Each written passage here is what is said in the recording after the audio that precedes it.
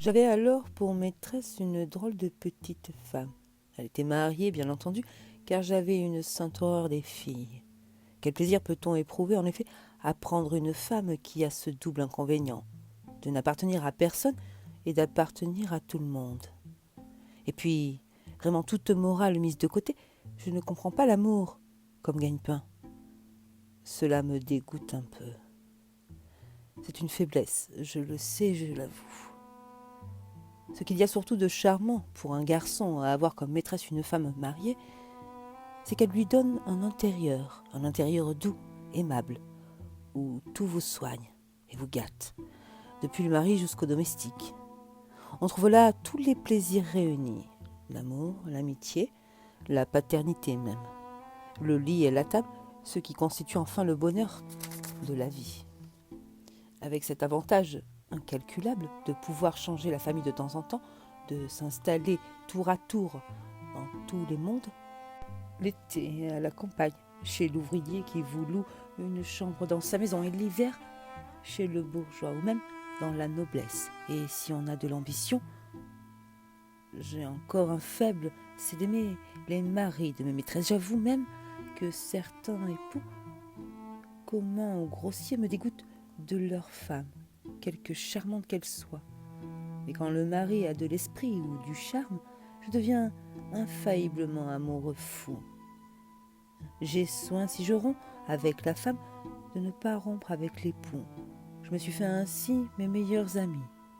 Et c'est de cette façon que j'ai constaté maintes fois l'incontestable supériorité du mâle sur la femelle dans la race humaine. Celle-ci vous procure tous les embêtements possibles, vous fait des scènes, des reproches, etc. Celle-là qui aurait tout autant le droit de se plaindre vous traite au contraire comme si vous étiez la providence de son foyer. Donc j'avais pour maîtresse une drôle de petite femme, une brunette fantasque, superstitieuse, crédule comme un moine, mais charmante. Elle avait surtout une manière d'embrasser que je n'ai jamais trouvée chez une autre. Mais ce n'est pas le lieu. Et une peau si douce. J'éprouvais un plaisir infini, rien qu'à lui tenir les mains. Son regard passait sur vous comme une caresse lente, savoureuse et sans fin. Souvent je posais ma tête sur ses genoux, et nous demeurions immobiles. Elle penchait vers moi avec ce petit sourire fin, énigmatique et si troublant qu'ont les femmes. Moi, les yeux levés vers elle, recevant ainsi qu'une ivresse versée en mon cœur. Doucement et délicieusement, son regard clair et bleu, clair comme s'il eût plein de pensées d'amour, bleu comme s'il eût un ciel plein de délices. Son mari, inspecteur d'un grand service public, s'absentait souvent, nous laissant libres de nos soirées. Tantôt je l'ai passé chez elle étendue sur le divan, le front sur une de ses jambes, tandis que sur l'autre dormait un énorme chat noir nommé Misty, qu'elle adorait. Nos doigts se rencontraient sur le dos nerveux de la bête et se caressaient en son poil de soie.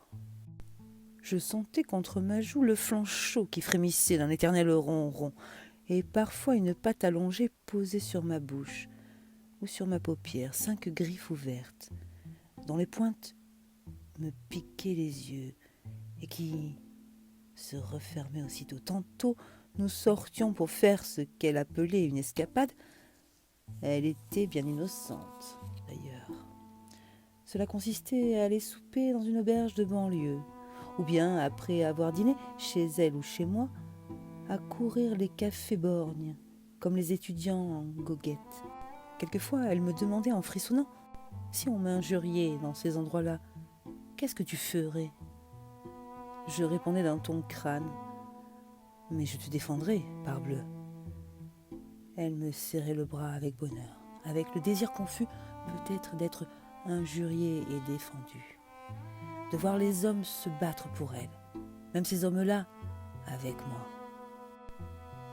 Un soir que nous étions attablés, dans un assommoir de Montmartre, nous vîmes entrer une vieille femme en guenilles qui tenait à la main un jeu de cartes crasseux. Apercevant une dame, la vieille aussitôt s'approcha de nous en offrant de dire la bonne aventure à ma compagne.